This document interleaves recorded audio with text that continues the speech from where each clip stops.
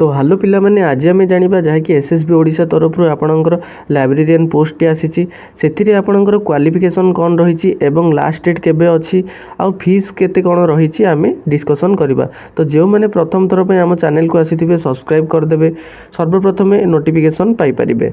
तो चलतु भिडियोटी को स्टार्ट करवा।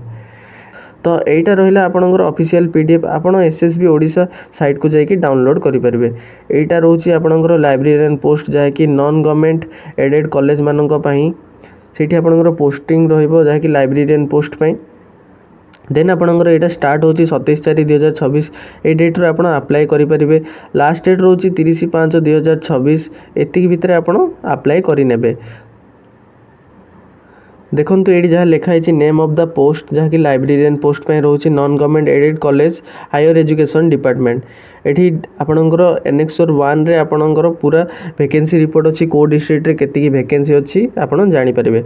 टोटल पोस्ट रोची 225 टी पोस्ट रहिबो। एसटी मानक पई 58 टी, एससी मानक पई 35 टी पोस्ट रहिबो, एससीबीसी मानक पई 19 टी पोस्ट रहिबो, यूआर पई 123 टी पोस्ट रहिबो, पीडब्ल्यूडी मानक पई 9 टी पोस्ट रहिबो आउ एक्स सर्विस मैन मान पई 3 टी पोस्ट रहिबो।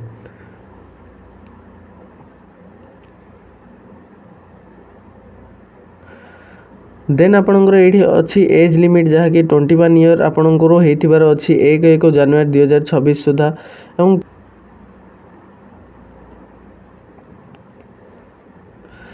तापरे आपणकर रहिला जहाँकि एजुकेशन क्वालिफिकेशन एथिरे आपणकर लाइब्रेरियन पोस्ट पे मागी जहाँकि bachelor degree in library science A course आपणकर थिबार अछि नहले आपण अप्लाई करि परिबे नाही।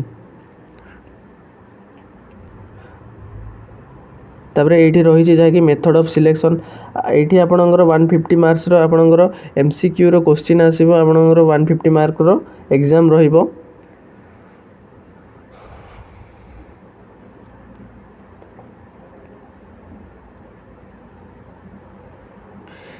एठी आपणकर अछि जहाँकि zone of examination AE zone जगह रे आपणकर एग्जाम सेंटर रहिबो।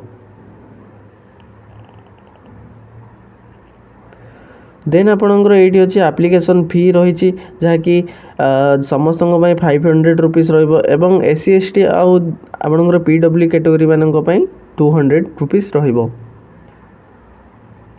तो ये वीडियो रे एतिकी ही थिला जहाँकि आपणकर स्टार्ट होची 27/4/2026 रु स्टार्ट हो लास्ट डेट रहिबो 30/5/2026। जो मैंने एलिजिबल होथिबे ए पोस्ट पई सो माने खूब शीघ्र अप्लाई करि नेबे।